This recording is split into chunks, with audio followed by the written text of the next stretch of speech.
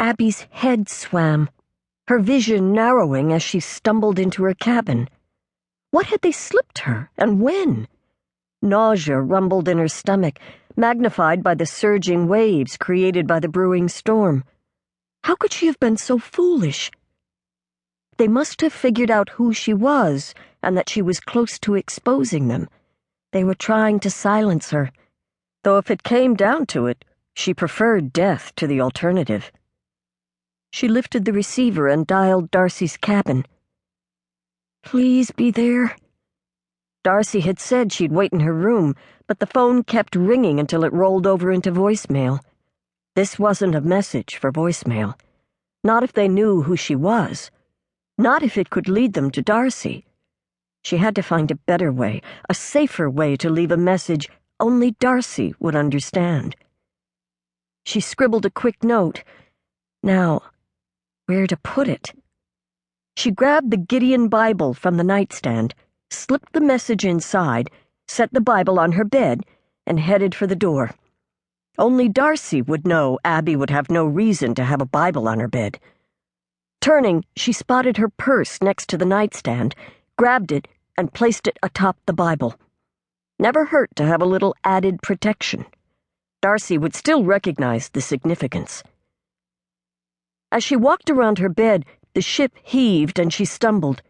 She needed help. Wobbling with each step, she managed to grasp the doorknob, the metal cool inside her clammy palm.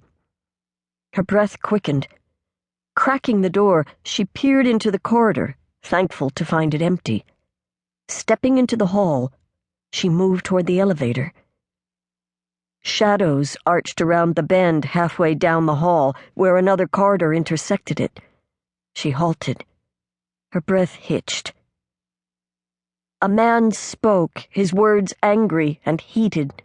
A second man responded. Her heart seized in her chest. It was them. They were coming. She turned heel, nearly losing her footing, and braced a supportive hand against the wall, hugging it as she moved as fast as she could in the opposite direction. The deck door.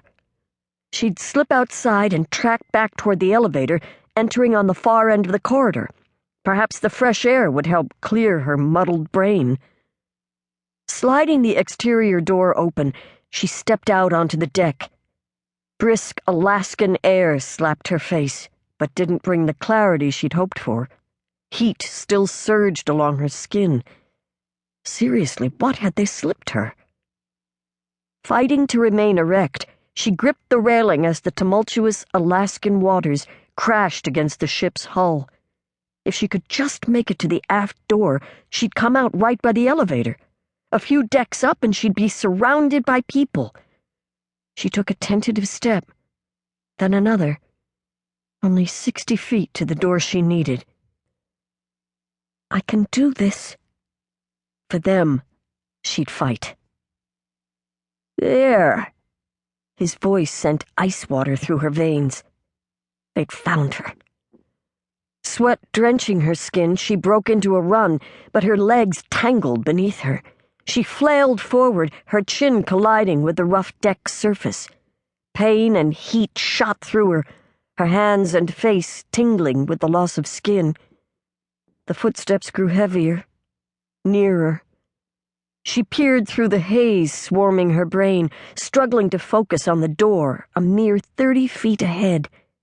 Pushing up on her bloodied hands, she shot to her feet and stumbled forward. The deck bobbed with the waves, her vision swirling. Please. Tears pooled in her eyes. She grasped the door handle as an unforgiving hand clamped down hard on her shoulder, pinching her in a vise-like grip.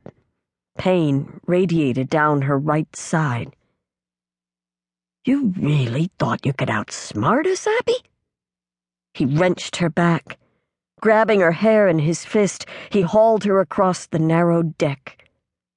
She scrambled to grasp onto something. Anything. She kicked as best as her limp legs would allow, fighting whatever was poisoning her system. She mustered a scream, but the ocean's roar swallowed it. He pressed her against the railing, her back arched over the thick